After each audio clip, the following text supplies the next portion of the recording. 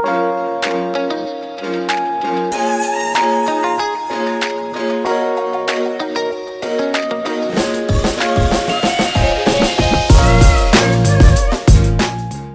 guys, Danny with Danny Gustin Fitness, Danny Gustin Fitness Podcast here. We got our guest, John Considine. John is a lifelong mentor of mine. He's a great man, a man I admire deeply. John is an extremely interesting story, an unorthodox and a diverse personal and professional life. He's been a firefighter, Hapkido martial arts business instructor. He's been a life coach. He's had an e-commerce business online. I'm sure I'm missing something, but he also has competed in the Masters, what was it? Olympic weightlifting. Olympic weightlifting world championships. He's just an incredibly interesting guy who inspires me, and I think you guys will all love the podcast today. It inspired me, and I'm extremely grateful that you were on, John, so thank you. John. Danny. Thank you for coming on. Nice to see you. I am a little bit more nervous about this today because I look up to you so much. Well, I don't know what to expect, so I'm a little nervous too. Yeah, it's going to be awesome. I don't want to screw it up for you. So we were just talking before this about some of the things you're thinking about doing next, and I thought a great way to give you a break from that would be taking a step back. Looking back. Talking a little bit about your journey. So a quick intro for those who don't know John, which is probably going to be most of you. I met John when I was probably 8 or 9 years old. Mm-hmm. He was my Hapkido instructor back when I was a little stinker. I'm still a little bit of a stinker, but big time stinker back then. And nobody would even know. Nobody would even guess. Oh, yeah, I guess. So... But you have been a mentor of mine for a long time now. In fact, I would say you were probably my first mentor in life, and even our own journey. You know, I worked with you as a little kid, and then took some time back, and you helped me kind of navigate buying a house. And so you've had an amazing role in my life, and I'm extremely grateful for you. And so I wanted to talk a little bit about just your journey to where you are now, because I think your story is fascinating, and it would be inspiring as well as helpful to people who don't necessarily always fit in the basic mold, whether or not that be how you go through school or career paths. And so if you're open to that, I'd love to discuss that further. Sure. So again, when I met you, you were my Hapkido instructor, 4th degree black belt in Hapkido. And prior to that, you were a firefighter. Prior to that, I don't know what you were doing, but I know as a child, you mentioned to me that you had a learning disability, and that affected how you navigated school. So, but then you ended up going on and getting a master's degree in college. So no, it was not I got a master's practitioner in neuro-linguistic programming. So it's a little bit different than a master's degree, but gotcha. You know, still learning. Still valuable. Still use it. So I'd love to hear how you would explain your path to early adulthood, to where you went on to, you're going through your younger years, maybe just briefly, you know, you don't have to get too into the nitty-gritty of how you navigated school, your learning disability, and then you ended up, you know, going into your young adult years. How long you got? Let's go. So, I just turned 70 years old, first part of August, and so to stand there and look back, it has been an interesting adventure, and also it makes me pause and wonder, you know, where's all the time gone, right? Because let's face it, I'm in the fall or the winter of my life right now. You know, I maybe have another 20, 25 years, right? Which would be great, but we'll have to wait and see. It'll naturally unfold. But standing here and looking back to my childhood, you know, school was extraordinarily difficult for me because I'm dyslexic. And that was back when they could tell you had a problem. Yeah. But they didn't know what the heck to do about it. So they just, would label you and not necessarily help you through school, but promote you through school to another level of incompetency, which as a child made me extraordinarily angry. Part of the reason why I understood where you were at as a kid with your anger was because I lived it. Yeah. Right? I knew exactly where you were at. And I just felt I needed to love you for that. Because I didn't have anybody. Yeah. I didn't have anybody. My mom was great. My dad was absent. So school was difficult. Here's an example. When I was graduating from high school, my English teacher, I wrote a paper at the end of the semester, right before graduation, and at the end of class, he holds me up after class and said, "Wait, Mr. McElroy, I'd like to see his face now, but I know it's long past." Right? And said to me, "Are you going away to college?" And I went, "No, I'm not going away to college. I'm going to College of DuPage." He said, "Oh, good, because if you were going away to college, I'd have to fail you, because you can't write for anything." Wow. And that man didn't lift a finger all year to help me. That was the first time I talked to him. That is a crazy thing to say to an impressionable teenager. Right. So fortunately for me, when I was in high school, I played football and I wrestled, which was a great physical outlet for me because I could sublimate my anger, either on the field or on the mat. And then after that, as a young adult, I found Hapkido, I found martial arts, which was a great outlet for me because I could break things with my hands and my head, and I could fight with people. And I used to get when I was younger, I used to get in fights all the time. This is going to be a common theme. That this is a terrifying, almost 70-year-old man. No, I'm not terrifying. That's something a terrifying person would say. So, did you get into Hapkido right after high school? No, I started Hapkido when I was 21. Actually, the school that I went to was in Lombard. What school was that? It was Chang's Hapkido Academy. Oh, yeah. And then there was a bar like kitty corner down the street, right? And there weren't very many martial arts schools around. Now they're everywhere, yeah. Right? Because this would have been the 80s? Early 80s? Uh-oh. I'm going to be the next victim. We're talking about the mid-'70s. Mid-'70s, okay. Yeah, mid-'70s, right. I forget that you're sometimes I was born five or 6 years older than my parents. I was born in 1954. So, so 6 years older than my parents. A lot of you guys can't relate that far back, right? 54, like, oh my God, right? Right, Nico? Sure. You just think JFK, Martin Luther King Jr. Yeah. So I was at this bar, and a friend of mine, and he had practiced karate with Bill Superfoot Wallace in Tennessee, and he was, we became really good friends, and we went to that bar, and we ended up getting in a fight in that bar that night. And the place went wild, and this was before I had any martial art training, and I ended up crawling on my hands and knees out the back door just to get away from the whole thing. And then when we came around the block, we saw the school, and I went, "This looks interesting. I've never heard of this place before." And the next week we went, and I went with a huge black eye. Yeah. The first time I went in to see him, and we watched, and since he had experience, he said, "This is a really good place." And so I ended up going there the next week, and I signed up and, started practicing.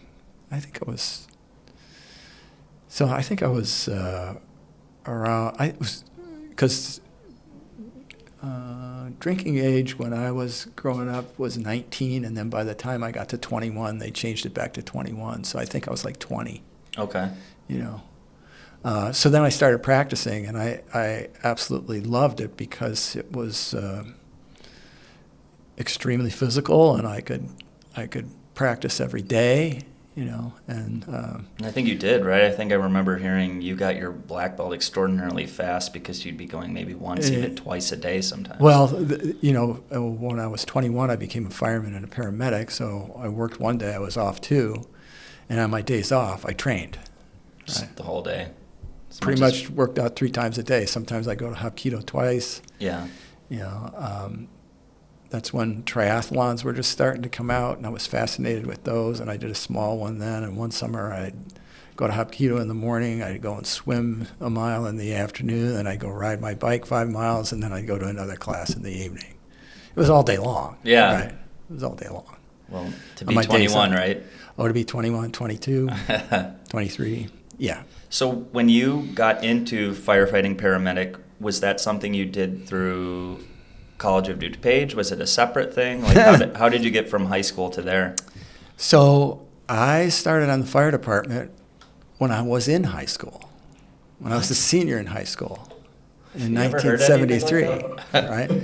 And so at the time in Naperville, there were paid-on-call firemen. There was one fire station, which was downtown Naperville. Some of you may know this. Yeah, Lou Malnati's, right? Lou Malnati's. If you go in there to this day and walk behind the server station, there's a booth there, and there's a picture on the wall of a group of us, and I'm in that picture. No kidding. Yeah, and usually Can't wait to go there again. Usually when I go in there, you know, I go to those people at that table, and I say, "You want to play? I have a game show to play." Yeah. I said, "I'll give you guys $5 if you guess where my picture, who I am in this picture on the wall here." They never get it. Yeah, and you would have been like 19 at the time, 18. Well, no, that was when I was a full-time fireman. Oh, okay, right? Gotcha. So, you know, I had hair, I had a mustache, you know, like all the firemen did back then. And why is that a thing? Why do firemen? That was the 70s mustaches? thing. That was a 70s thing. But even today, right? It's a thing because they can't really grow a beard and have facial hair because it inhibits their breathing apparatus. Okay, so it's just... And that's important. Breathing is important. Yeah, I mean, you can't breathe in the fire, you've got a problem. Yeah. Wow, so you did that in high school? I started in high school. And the reason why I started, I was working in a gas station. I was working at Winkler's gas station, which was on 5th Avenue, where the commuter parking lot is right now. Right? Okay. And there was a huge grain elevator there. Nobody that's going to be watching this would ever remember, but I worked there I started working there when I was 15. And so the fellow who owned that station, George Winkler, was a fireman, and full-time fireman, and he ran the gas station at the same time. So there was a number of guys that worked at the gas station that were also paid-on-call firemen. Okay. So every time the whistle would blow, there was an automated system that rang the phone continuously, so we knew that we were getting called out. And the rule was the last guy to get to his car had to stay. Okay. And so I got kind of sick of not everybody leaving and me getting stuck there, right? Yeah. So I went, I'm going to sign up for this too, right? Yeah. So I went down to the firehouse and signed up, and that's how I got started on that. And then, no kidding. Yeah, I actually went to College of DuPage and was going to be a police officer, and then I changed my mind because their lives sucked. And the firemen worked one day and they were off too. Yeah, it seems perfect for someone who's a fitness enthusiast, right? Because you can sleep on your shifts and play basketball and work out. And... Yeah, well, you know, you have moments of chaos coupled with long stints of boredom and fatigue, right? Yeah. Yeah. So they pay you to go to the calls. They don't pay you to sit around the firehouse. Yeah. Oh, they don't. Okay. Oh, they do, but you got it's the way I. Gotcha. It's the way I think about it. Right? Yeah. I would frame it, differently. That's true. I could see why you. Yeah. I'm the guy that shows up when you're in an accident and has to drag you out of the car, right? Yeah. I'm the guy that shows up and goes into the house to put the fire out in your house, right? Yeah. Right. they're not paying me to sit in front of the firehouse or sit play in the cards firehouse. and yeah, stuff they're like that. paying me to be available. How long were you a firefighter? I was then? 12 years. 12 years, so Mm-hmm. 17 to... So I was a few years as a paid on call, and at that time the city of Naperville didn't have a paramedic program, so I went through the first paramedic class at Copley Hospital and became a paramedic, and then shortly after that I got hired full time when I was 21. That's awesome. Yeah. And Yeah. somewhere along that line, you met my Uncle Bill. I actually started on the same day that your Uncle Bill did. Okay, that's Right. crazy. Right. And then I met your dad. Yeah. You know, of course, I met your mom. And then... I met the angel that The you angel. have as a mother. Of course. My mom is an angel. And when did you meet Kayla, your wife? She was a police officer, and Wait, this Kayla was a... Oh, Kayla that's was right. a police officer. That's right. How did I She was forget a that? police officer, right? And so she broke her rule with me because she vowed never to work with date anybody that she worked with. But she rationalized it in her own mind because it was two different departments. There you go. Right. So And how could she resist, right? it took me a year to get a date with her. Oh, yeah, that's right. You have told me that before. Yeah. It took me a year to get a date with her. And there were two events that kind of stuck out, right? Because all the firemen looked alike. We were all white guys with mustaches, right? Yeah. So, and blue uniforms, right? So it was hard to kind of distinguish. And we worked one day, then we were off two, so she could never kind of figure out who was working when. She finally figured out my schedule, though. So the first time she really remembered me was we went to paramedic call up on Mill Street, and a woman had had a heart attack. And we had to resuscitate her and call the hospital, and I had a new guy with me that I was training. And she was assisting, and so I made her do the ambo bag, and so she squatted down, right, to do the ambo bag, and, you know, one of us, Tommy, was doing CPR while I was talking on the radio to the hospital and, you know, doing all the drug protocols that they wanted us to do, and we were there for about 45 minutes. I kind of assumed from the very beginning that she had passed. But we did this, you know, a lot of times for the benefit of the family, to know that we did everything that we possibly could to save the person that they loved. And so we got her out to the ambulance. We got her in the ambulance. We took her to the hospital. And then later that night, Kayla saw me in an accident, you know, that we were both responded to. And she goes, "Oh, how did that woman turn out? Did she live?" I said, "No, she was dead when we got there." And she goes, "You son of a bitch, right? You made me squat down for 45 minutes and do that stupid ambo."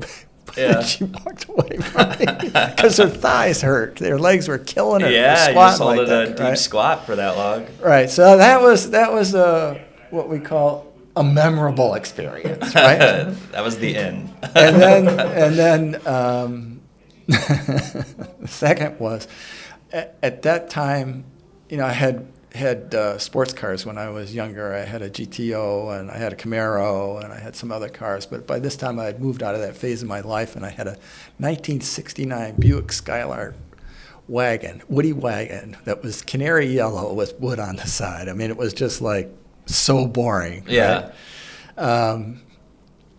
And I was pulling into next to the fire department, police department, my car, and I saw her getting in her squad car.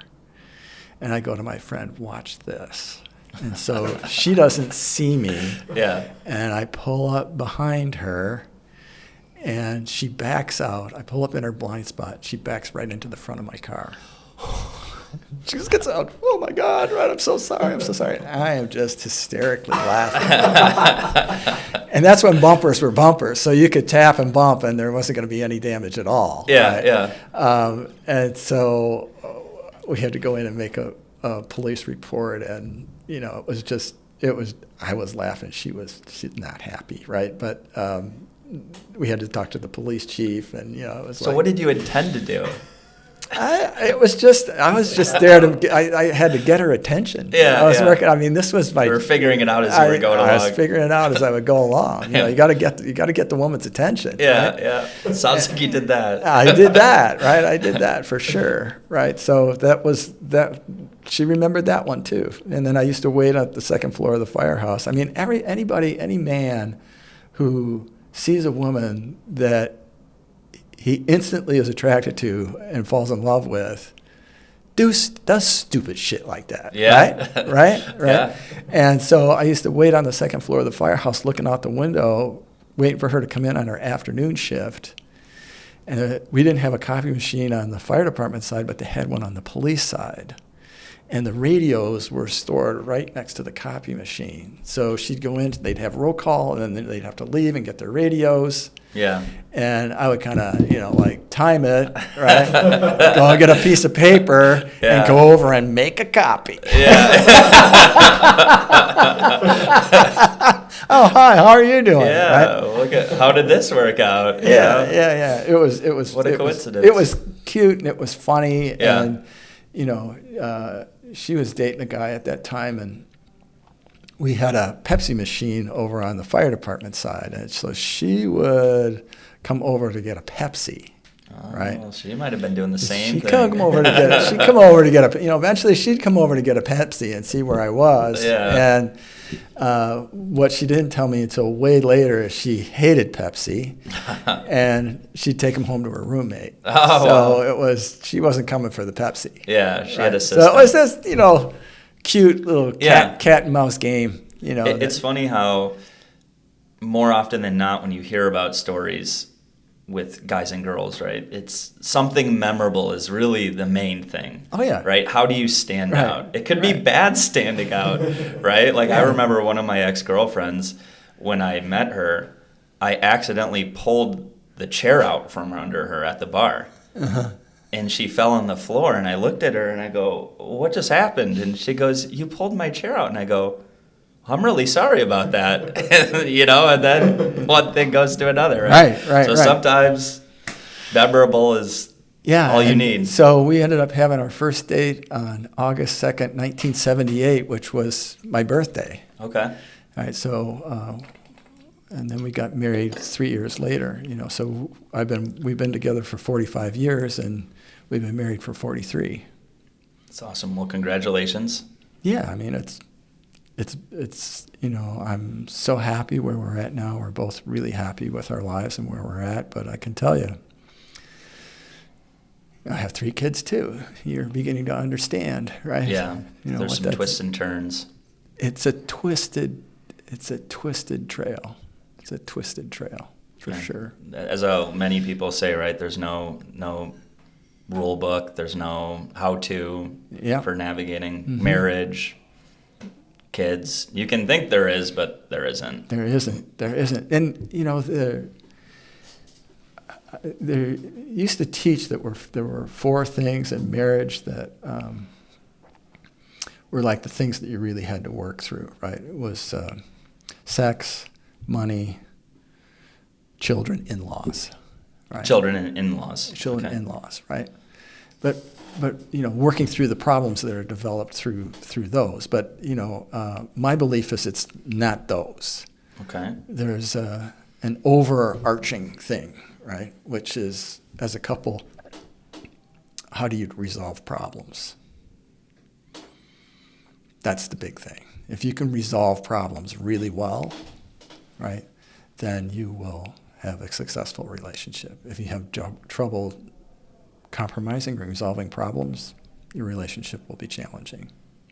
Yeah, because I guess technically any one of those issues, whether it's finances, kids, in-laws, sex, it all involves a problem that you're finding a solution to. Right. And if you try to do that unilaterally in a marriage, it's not going to go. It's only going to take you so far. So eventually, you need that I'm coming to understand. It's like with everything we do as human beings, right? It's how do we resolve problems? Do we fade from them, or do we face into them? Do we lean into them to resolve them? Yeah. How many people do you see at the gym who,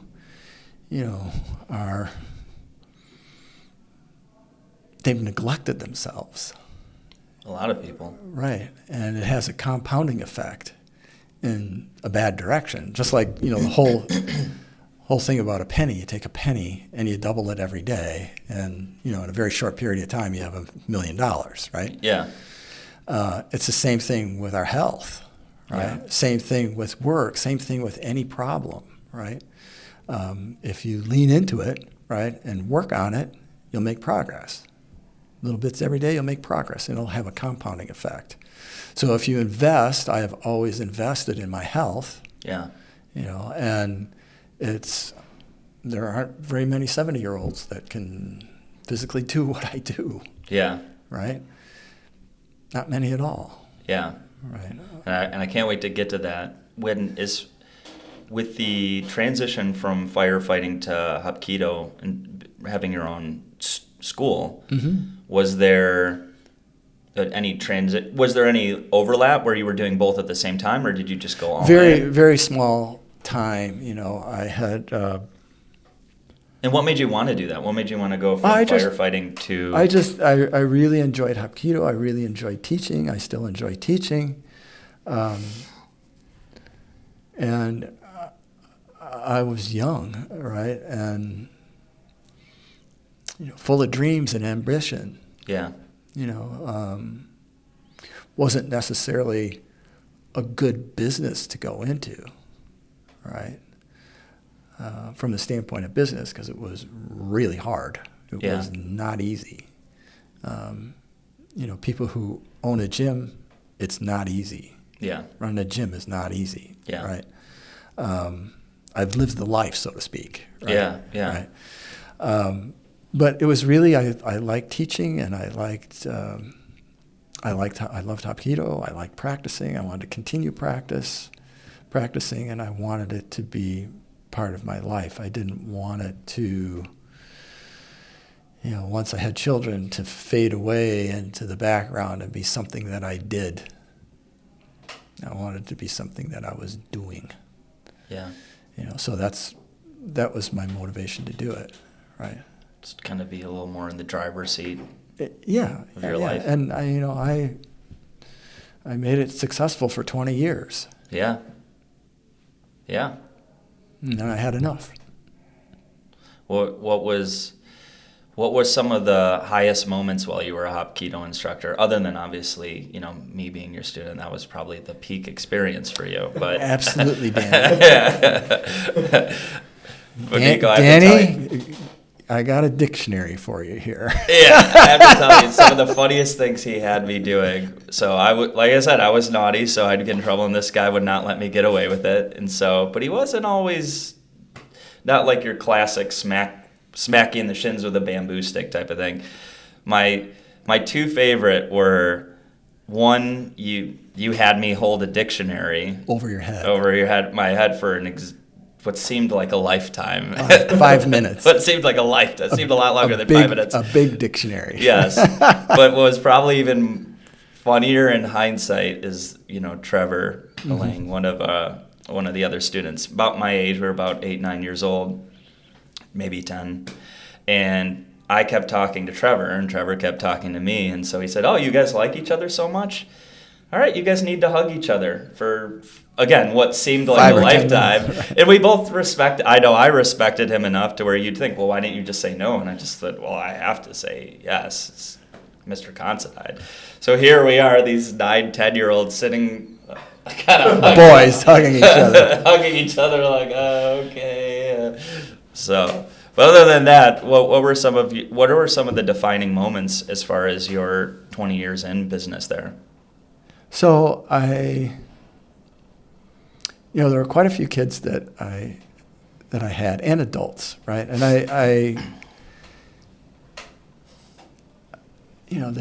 they would change, like you changed, right? And grew up, and they would change quite dramatically. Kids that were doing poorly in school would get better grades. I enjoyed that, and I enjoyed getting feedback from years later, kids coming back, people coming back and saying, thank you, you really helped me a lot. I had one kid who went to Naperville North in high school, and he was a troubled kid too. His mother had remarried, and he had a stepfather, and they didn't get along at all. And he one time called me at home in the middle of the night, like at 2 a.m. And I answered the phone. He said who he was, and I could tell he was outside because there's before cell phones, because his teeth are chattering and he's freezing his butt off, right? Yeah. And he lived over in Steeple Run, and he was at the White Hen on the corner of Chicago Avenue and Maple Avenue and Napier Boulevard. And so I said, where are you at? And he goes, yeah. And he goes, what he's looking for me to come and get him. What he wanted was for me to come and get him and bring him to my house, right? Yeah. Right. And if he does that, then he's not. I'm denying him the opportunity to face his own problems, right? It's a boundary issue, right? Yeah. And so I said, as I see it, you got 3 choices. And he goes, what, right? I said, well, I'll come and get you and take you back to your parents, right? And I'll sit down with you while you have a discussion with your parents. No, I don't like that. I said, what's the second one? I said, well, I will come and get you, right? And I will take you to the police department, right? And he went, no, I don't like that one, right? What's the third choice?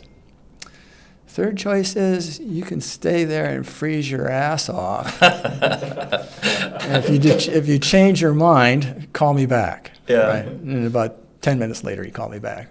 Come and get me and take me home. That's awesome. And it was, he was, then a year or so after that, he ended up leaving and moving on. And he called me like 5 or 10 years later, right, from Hawaii. And he said, listen, I just wanted to call you. I had a couple of things I needed to tell you, right? And I said, okay, what is it? And he goes, well, I wanted to tell you I'm a first sergeant in the Marine Corps. I went, cool, yeah. Right? And he said, I want you to know that I have 2 young, beautiful daughters that I adore, and I adore my wife. And I just wanted to thank you for helping me when I really needed it. That's incredible. Right? I got chills a little bit. So it's the stories that come back, right?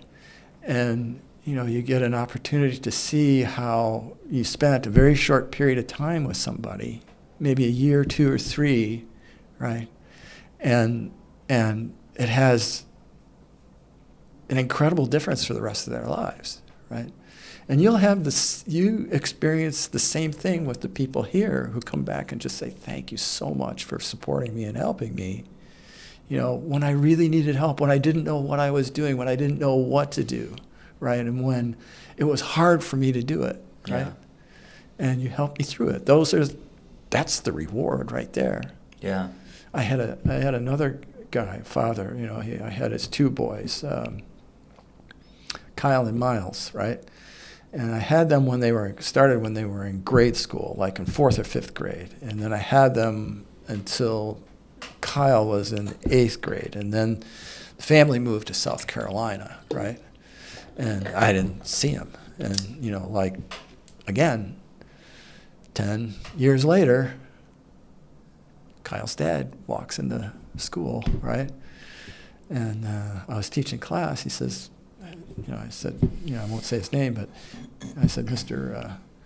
And he said, no, don't worry, finish teaching class. I'll wait. He goes, I need to talk to you about something. I hadn't seen the guy in a long time, right?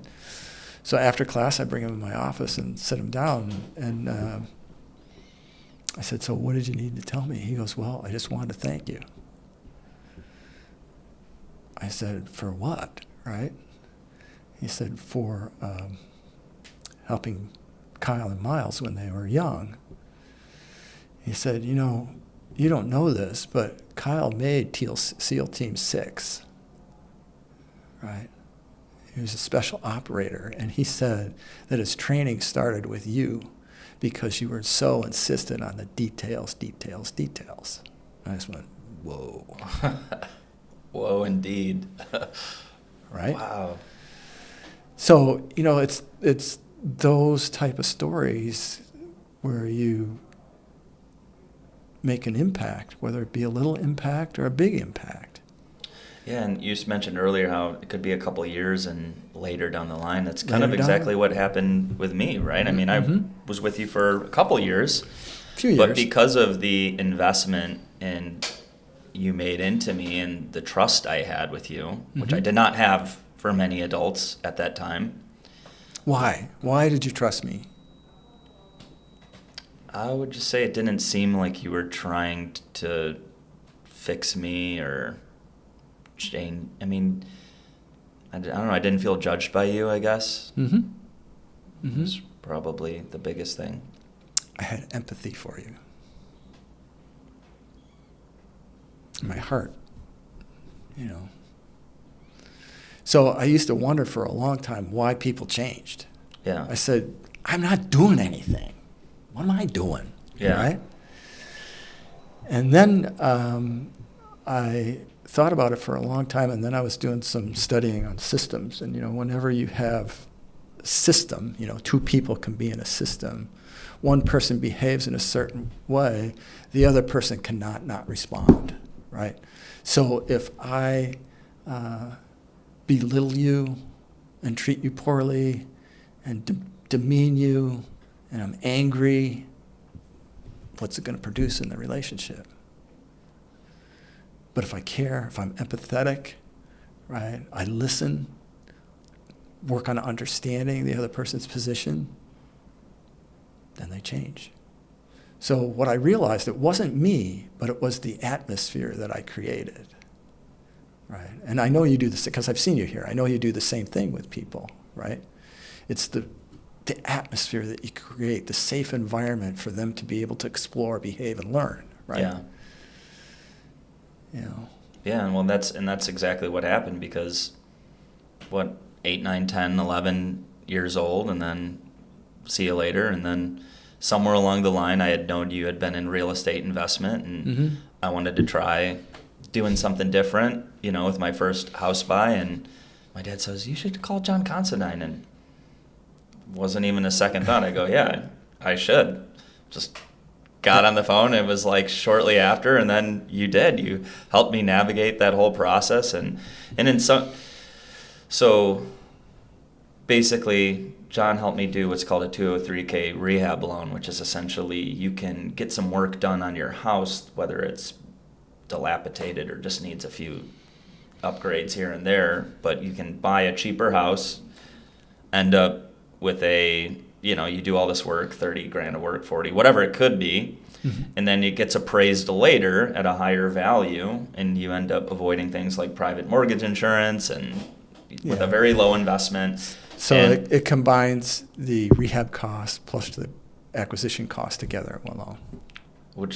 And I look back on that, and when I was 24, I had this home, and I had roommates, and I was basically making money to live there because it was a 4-bedroom townhouse, and that went on for many years. And I think back on that and I go, what a boon that was for my self-image to not only have the home, but be making side income by doing that. And that definitely wouldn't have been possible if I didn't have that conversation with you. So at the age when you sold that property, it launched you in a different place financially, right? Yeah, I never would have thought. It put you on a platform. I sold it in 2021, so. Put you on a platform that just made you not equal to your peers from a financial standpoint.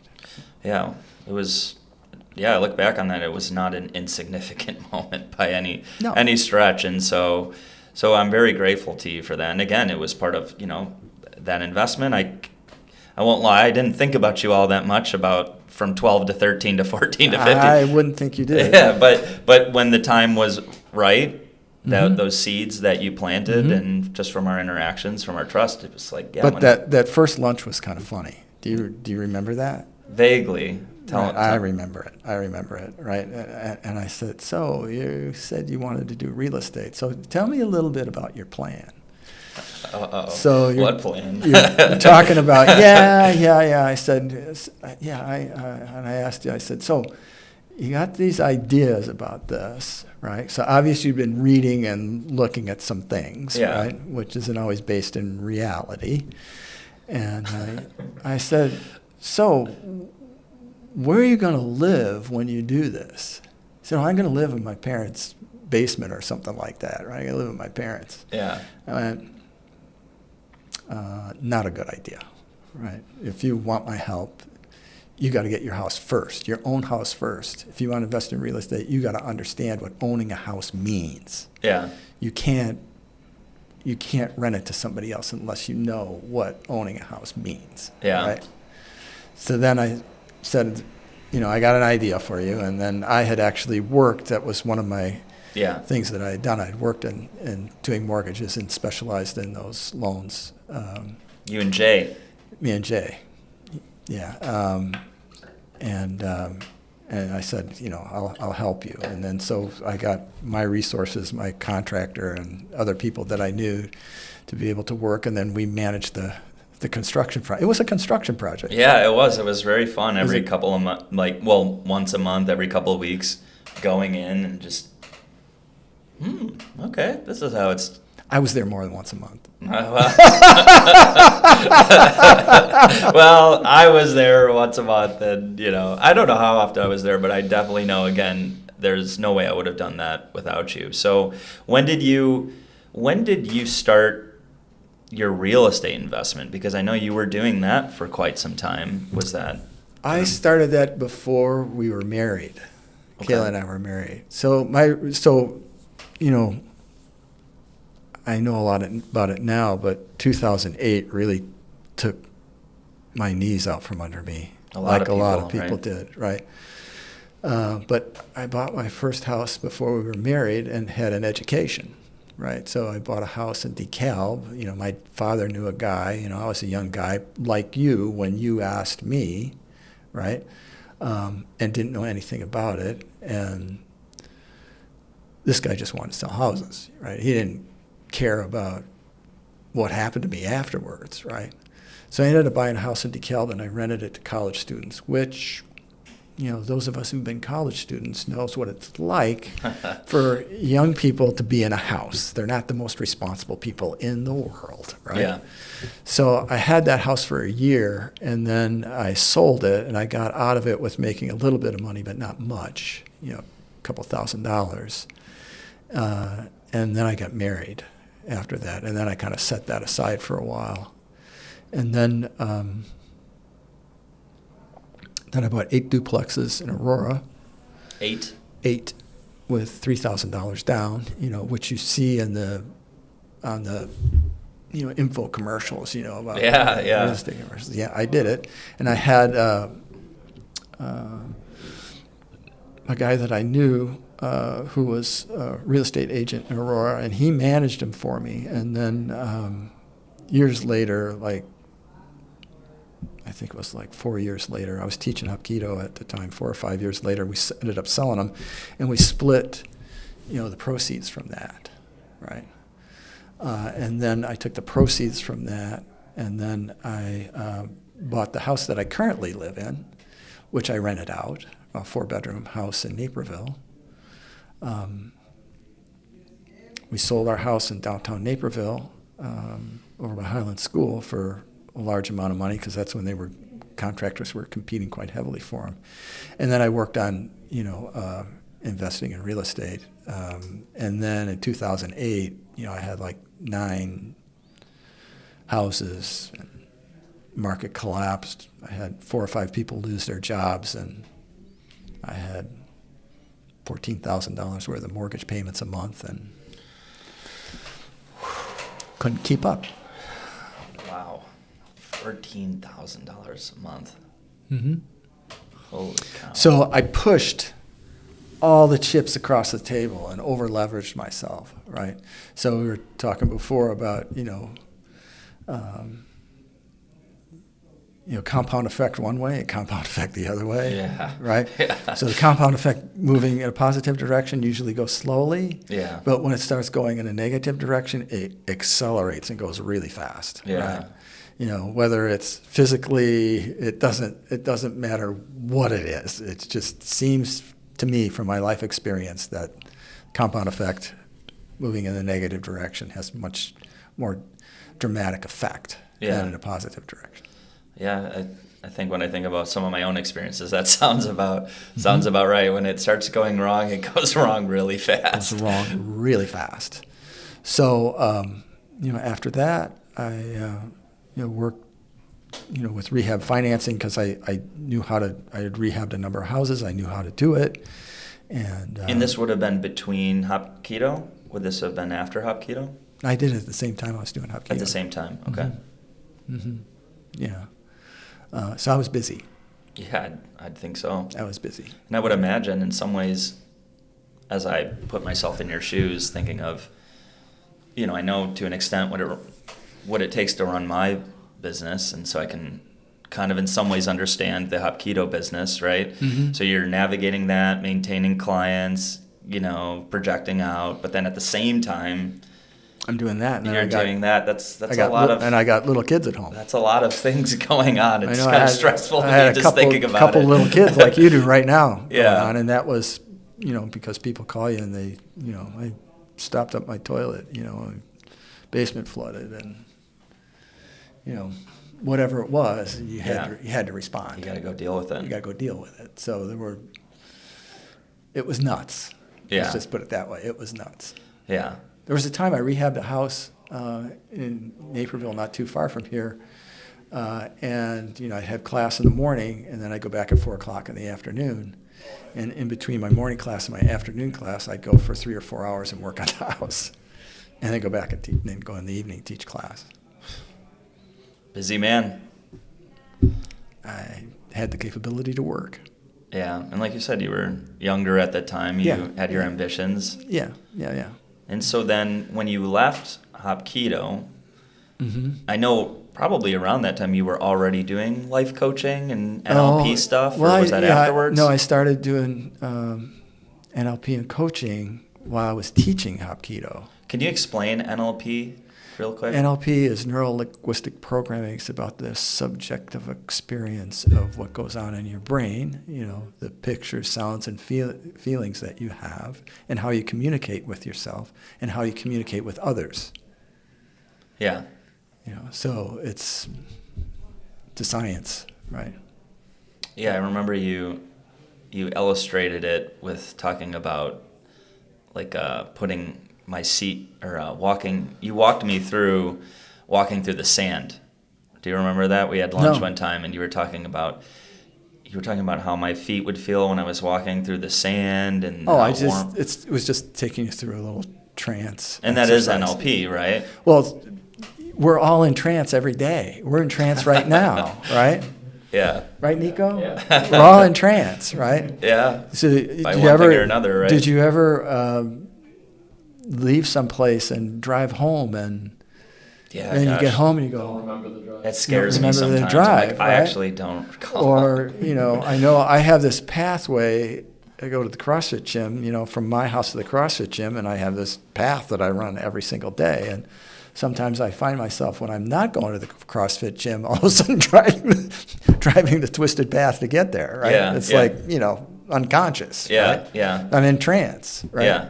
And so what would be the practical application of NLP for helping people? Like, how would you go about using that? That's a good question. So within the framework of NLP, there's a number, in psychology they would call them interventions, right? Okay. But in NLP, that term is not considered ecological, meaning that it's not the best way to say it, right? So usually they have a number of different things to support people with different and specific issues that they have. Like if they have a phobia, there's a process to help people get rid of their phobias. So I've helped people get rid of their fear of flying, right? I had one lady one time she needed to go to a counselor because she had been raped and she was afraid to go. And she couldn't get through the building. It's just a door, right? And so I helped her get through the door. I didn't counsel her on that because that wasn't my area of expertise, but I got her through the door. there's phobias of dogs, right? Phobias of driving over a bridge. There's a number of different things, right? And so every behavior has a positive intention. So for those people, their inability to move, there was a positive intention for that. And usually it's about keeping yourself safe, right? And then there's belief change processes, where we all have underlying limiting beliefs that hold us back from getting things that we want or things that we want to achieve. And usually those are established in childhood, somewhere between 3 and 7 years old, when we have some type of trauma, some type of expectation that wasn't met. For me, and to be perfectly honest with you, I still deal with it. I mean, the trauma of what I went through in school was not good. So when I end up with something that I have to write or I have to study or whatever it is, I got to bring forth a lot of my energy to make it happen, internal energy to make it happen, right, and push myself through it. Just like anybody else who, how many people do you have come here and go, it hurts so much to work out, it just hurts. Well, it hurts, right? Yeah. It hurts. And the people that understand the benefits, they focus their mind differently. They don't focus on the pain when they're doing it. They focus on how they feel when they're done. Yeah. Right? So or what the pain is going to lead to. What the pain is going to lead to, right? And once they start getting a result, right, then what does it create? It creates momentum.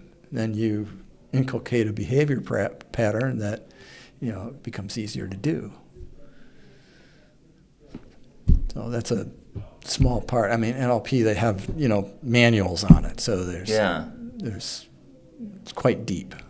How are your skills now with walking? Could you put Nico in a trance? See, that's just it. Nico has to want to be in a trance. Nico, do you want to be in a trance? Absolutely. Well, you're in a trance right now. Actually, probably not, actually. He's like, I already tranced you. You don't even realize it. So when you're sitting in a class, so you were in a trance with me before when we did that class on behavior, right? I'm up there speaking, and you're thinking, right? And you're analyzing the information that I'm giving you, and you're thinking about how I can use this, and does this make sense to me, or is the guy full of crap, right? You're in a trance. Oh, yeah. Not in deep trance, right? But you're in a trance, right? Because your mind goes to one spot. Well, when you did that exercise of having me visualize putting my feet in the sand and the warm sun. Could you explain that maybe briefly, or is it pretty complex? No, I mean, I don't. How you implement it is probably fairly complex, but how I perceived it is he was just illustrating some of his NLP techniques and having me just visualize a beach. Put your focus on something. And I just remembered, he's like, how do you feel? And I just go, I really want to, mojito. I'm really relaxed right now. I almost feel warmer right now. It was amazing. Even especially when you said just the feet in the sand thing. I just remember just feeling like, my feet are in the sand. Well, see, there might have been a reason why we're talking about a beach, because I might have asked you, where'd you go on your last vacation? Maybe, yeah. And then it's easy to take somebody back to that experience and just imagine. It's just imagine. Put your awareness on it. Yeah, especially if it's already anchored in something. Once you start incorporating your senses, right? Right, and then you just use nominalized language, which means you don't be really specific about things. Just imagine walking on the beach, right? Yeah. And notice your feet stepping in the sand, and the sand coming in between your toes, and what it's like to push off with each step. I'm already getting relaxed and feel the water, right, just kind of splash up on your feet. I want to meditate. Oh, sorry. Right? That's what I'm Sounds like a saying. guided meditation. And notice the breeze and the sun coming down on you. That's right. Take it all in and relax. I'm so relaxed right now. You know what you want to? You're talking about what you want to do when you grow up, right? Maybe you need to call what are they? headspace Yeah, or the meditation or the apps, meditation. yeah. You could do some of the stories there. I swear you Yeah, could. you got a good voice for it. Well, so when you use hypnotic language, it's always voice going down. Notice Yeah. your feet in the sand. Walking on the beach, you don't want to do voice going up. Notice. Walk, Yeah. That's it true. just takes you It's to a different, disruptive. it just takes you to a different place, right? That's so true. So some of it for me, Taking notes some here. of it for me, I have to be conscious about it, and some of it for me, I'm unconscious about it. You've probably done it so many times. Yeah, and I love meditating, and I usually try to meditate not every day, but at least 3 or 4 times a week. And How long in one sitting? well, that's just it. If you get started, you don't want to stop. Yeah. Right. So Absolutely. if I'm really busy, then I'll say, okay, I'll just commit. Right. Behavioral me. I'll just commit to do 5 minutes. And I sit down and do 5 minutes, and I usually set a timer, countdown timer going backwards. I have used 2 phones, right? And then I use my Whoop app to monitor my heart rate. And you can see your heart rate just cycle down, right? I've noticed that too. That's And so cool. On Apple Watch, it literally is a gradual decline. Wow. Yeah. So what I never done that. focus on is my breathing, right? And when I focus on my breathing, I do 3 breaths per minute. Yeah. Yeah, I could Those see how are you could some do deep that. breaths, 6, probably. 7, 8 seconds per. That's 20 seconds per breath. Right. So Sorry, I was thinking so of you inhale 6. Inhale exhale, for hold, inhale exhale. for 6, hold for like 4, exhale for 9 or 10. Yeah, that's interesting how the exhale always tends to be, it's so natural for it just to be longer. Mm-hmm. I wonder why that is. And you don't want to breathe in, right? You breathe in. Yeah. And that's very hard for some people, just even breathing through the nose like that. Right. Well, you can if they have a deviated septum or problem with the nose, you can breathe through your mouth, but it's better to breathe through your nose.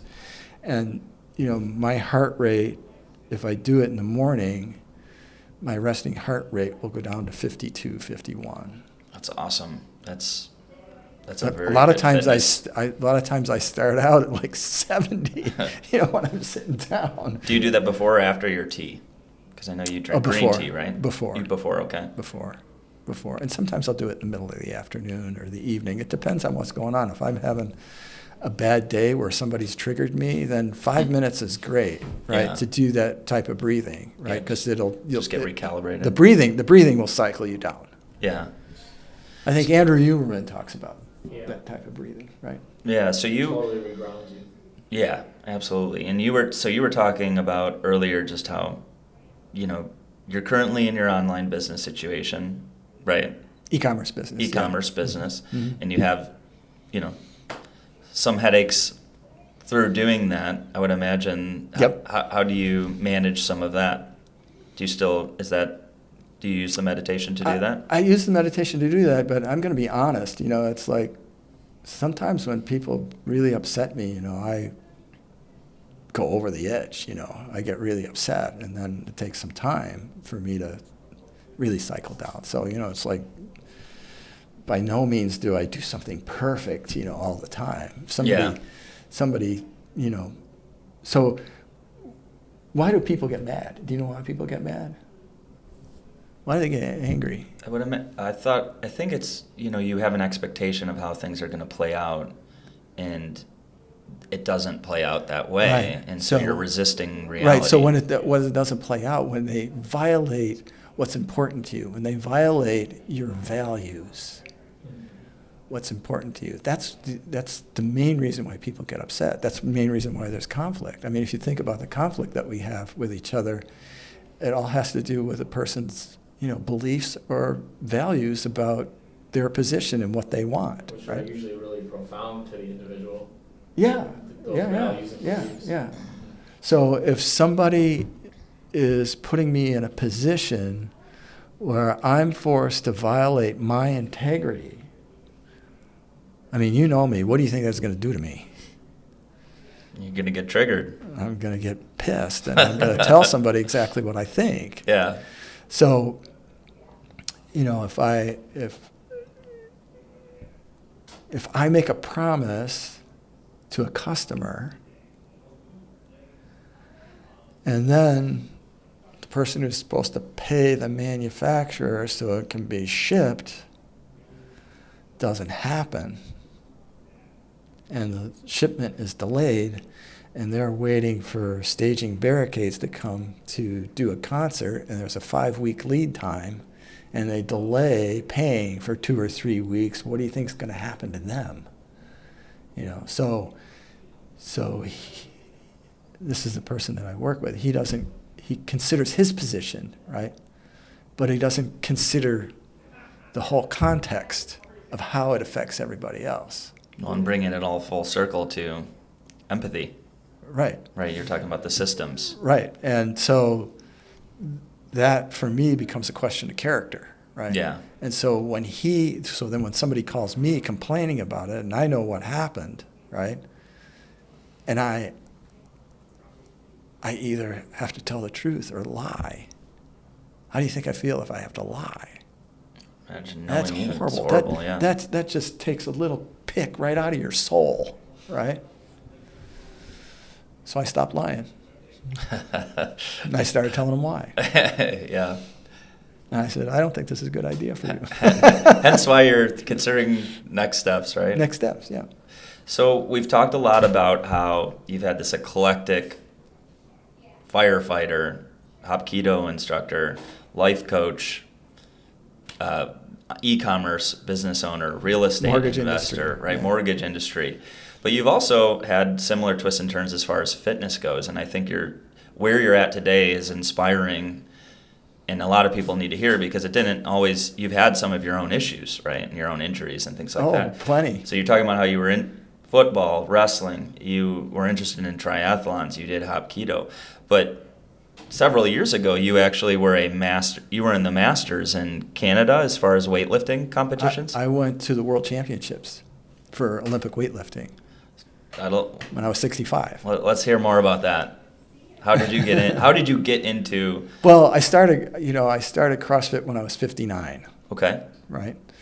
So, I'd been working out, but I hadn't been working out like I'd like to. And, I had some financial problems before that, so I couldn't really afford to do that, right? And because I had kids in college, so all of our resources were going to college, so I had to set that aside, but then things got better, and then I was able to do that. And I loved the intensity of it. I loved how hard it was, right? You can make it as hard as easy as you want. I just ate it up, right? and they do Olympic lifting there. They do snatches and clean and jerks, and I had never done them before, and I wasn't really that good at it, yeah. right? And I have my hip mobility, knee and ankle mobility are good, but my shoulder mobility is not that good. My hip and knee and ankle mobility are good from practicing Hapkido. Makes right? total sense. But my shoulder mobility from just punching, right, and wrestling. Yeah, a lot right? of this. A lot of this. Even football too, right? Right. My shoulder mobility wasn't great, and I'm still working on that. So I liked that portion of it, and then I started working out with a friend of mine, and on the weekends, right? And then I decided that I wanted to devote, because at the time I was 63, and my recovery time isn't the same as it was when I was 30, right? So I'd have to sometimes wait a day to recover, right? Enough to. That's what I do now. No, I was just about to say. Maybe 2 days? Yeah. To be able to go at it, but I couldn't do 2 or 3 days in a row, right? So. Of course. Sorry. So I just. I mean, it's amazing. It's nothing to be sorry about. Devoted all my workout time to just Olympic lifting, and I worked out 4 days a week for about an hour and a half each workout, and then I started we'd go and do these goofy competitions, and, it was one thing just led to another. And all of a sudden I'm at the Arnold Classic in Columbus, Ohio, and, they said, well, guess what? I go, what? They go, you just lifted enough to qualify to go to the World Championships. And I did a couple of little meets before that, right? And I go, what? And they go, yeah, you did well, right? I go, okay. Yeah.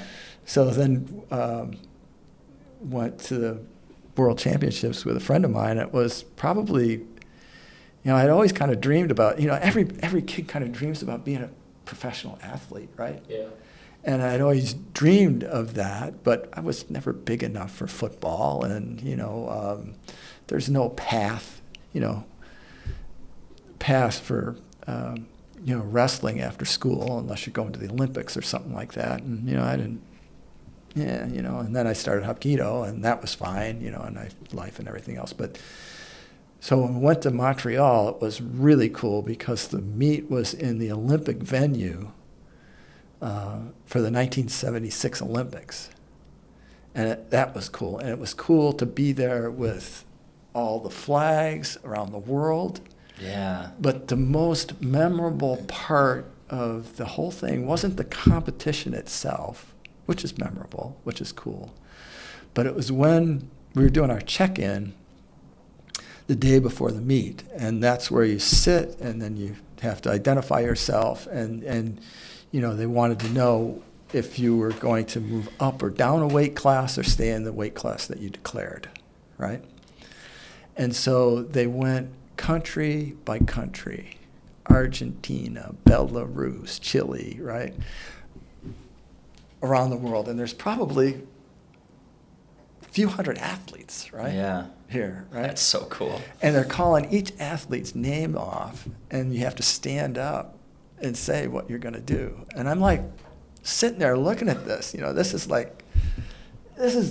is the World Championships. I mean, yeah, all these people are 65 and above, 65 to 70, but still, Yeah.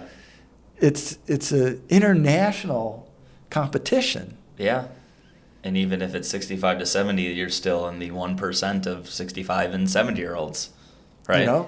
And so that was probably the most memorable part of the whole thing. I placed second, but standing there, I still get that goosebumpy feeling, Yeah. and that shot of adrenaline just standing there in that place with all these people there, and I'm thinking, how did I get here? And do I really deserve to be here? It's like, yeah, I do, I guess, right? Yeah. So it was. Well, you got second. I got second. So that was that experience, which was really cool, right? Really cool. So sometimes we get lucky and we fall into places where, ability and opportunity meet, and it wasn't anything that I worked for all of my life. I mean, there were men there that, there was a guy from Poland that actually beat me, and I can't remember what my total was, but I think I snatched like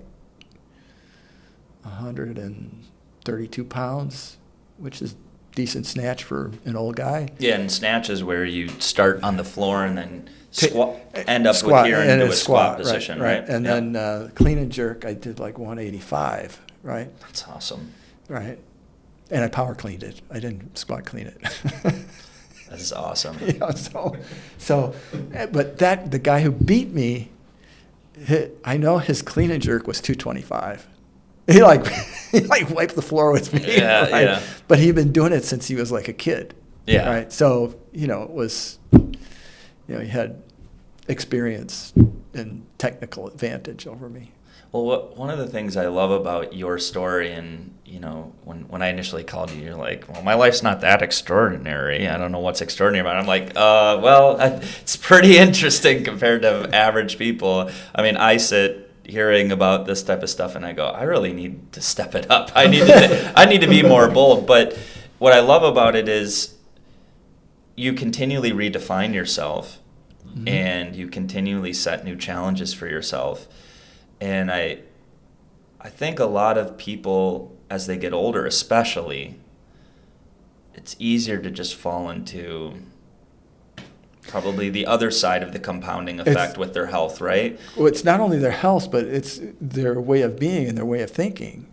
So one of the things that I've noticed in my peers, and even people older than I am, when they start talking about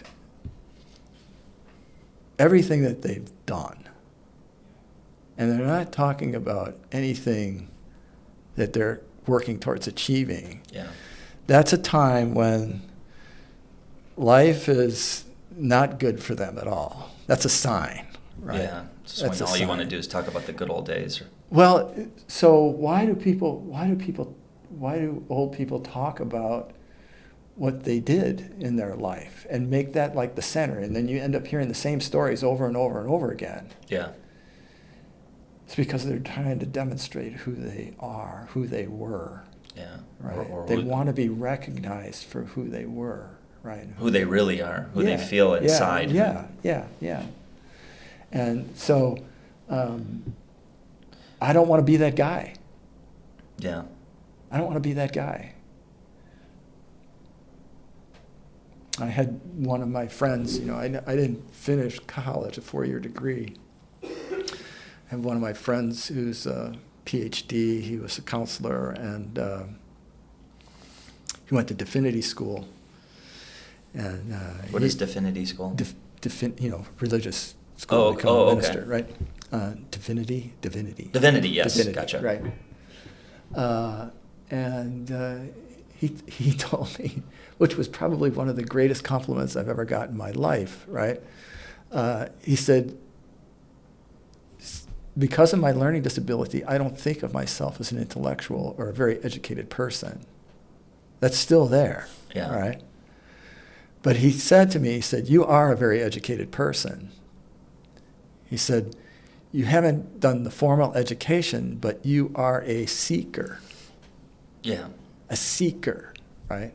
And I agree with him. I am a seeker. I'm trying to figure things out all the time. Well, you sure are. Whenever I'll get lunch with this guy and he'll have books and there's like 1,000 Post-it notes with different colors and different sized Post-it notes, and I'm just like, whew, I'm tired already just looking at that.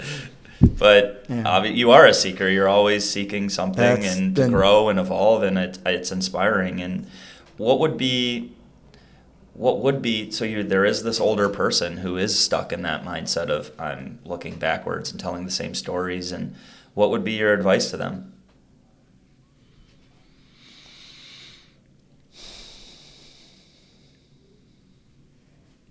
I would say they really need to think about what they want and pick something that is small and achievable. Because usually, in our society we see people who, all of a sudden are blasted onto the world stage, and it seems as if they transform their lives overnight and it just happened to them. And that's not how it works, right? There's two components to that. There's one, they more than likely worked really hard. And the other component of that is they got lucky somehow. They were playing someplace and they ran into somebody, and all of a sudden they're playing on a stage. I mean, there was a woman, I heard her story. Her name's Tracy Chapman. Oh, yeah. You heard of her? Yeah. Right, I listened to her music. I like her music. And she, her story is pretty incredible, where she just started playing because she loved the guitar and she wanted a guitar. So her friends in college, I'll make the story short. At the end of the year, at the end of their school year, they said that they felt that she was going to marry her guitar. Oh, yeah. Right. Yeah. But there was a time where they didn't have any money, and they needed money because they wanted Chinese food. And they said, Tracy, you could play out in the courtyard, and I'm sure you'd make enough money for Chinese food. And she did. Yeah. She made like $60. And that just kind of evolved, and she ended up meeting somebody, and then his father was some type of executive, I think, for RCA, and then they tried to get her a record deal, and it didn't work out. But then people would hear her play and like her, and she ended up playing for Nelson Mandela something. She had like a small 2-song thing before Stevie Wonder. And Stevie Wonder showed up, but his discs for his accompaniments music was lost, so he couldn't play. So they asked her to continue. And so she continued, and that is what launched her. How about that? Right? So it's a combination of, working hard and then finding some place where all of a sudden, opportunity and your capability meet. Yeah. Right? And something interesting happens. So I would say for older people,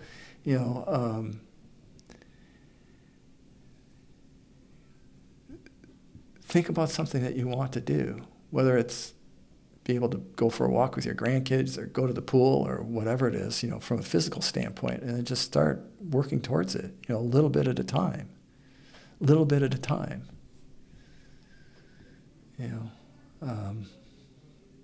My physical goals these days are not, I'm not going to do any more competitions. I'm done with that. I hurt my back and hurt my shoulder. Just, whenever you lift things on the outer edge of your limit, you're always taking a risk, of injuring yourself. So, my goals now are for, strength, mobility, and longevity. Yeah. Right. So, but do you regret it? do I regret it?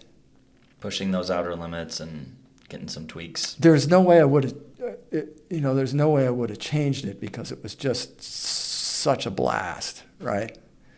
But now I understand that I have to do something different. When we start getting older,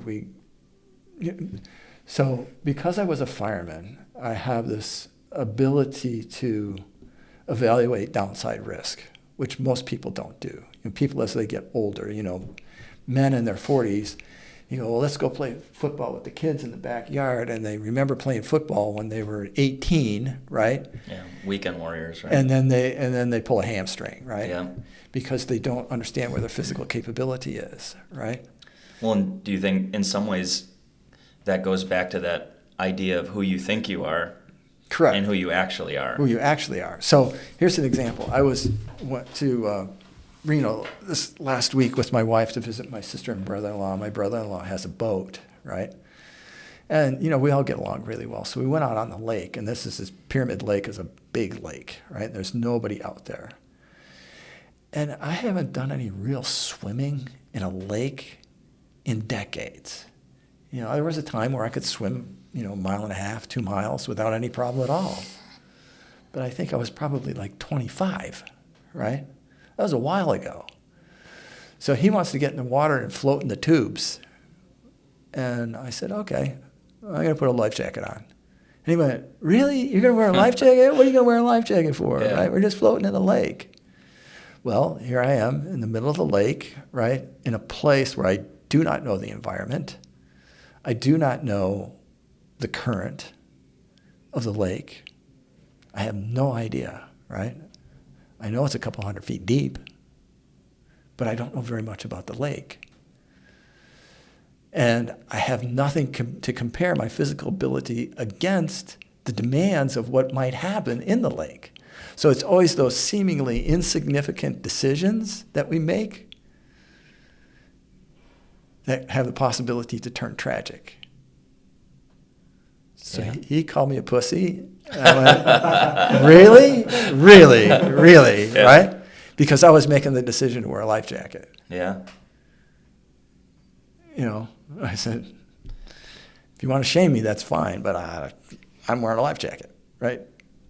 Yeah. Wear a life jacket. And it was interesting because when we were in the water, right, the current started taking us away from the boat. Oh, yeah. Right? So it was unpredictable. You couldn't see it. Yeah. So, we got to evaluate downside risk, but we also need to move forward, little bits at a time. Yeah. Yeah. And I think in some ways that I would relate that to making sure whatever you've chosen as that thing to do as the older person is connected to your values. Connected to your values. Right? Because then it's worth it, right? So if you're assessing the risk versus reward, well, if it's not meaningful to you, then any amount of risk is not going to really be worth it, right? Right. But if it is very meaningful to you, then you might have a little bit more boldness to going after that. Right. And once you gain momentum, on whatever you're working towards, it'll motivate you to do more. Yeah. Right? You just add a little bit more, add a little bit more, add a little bit more.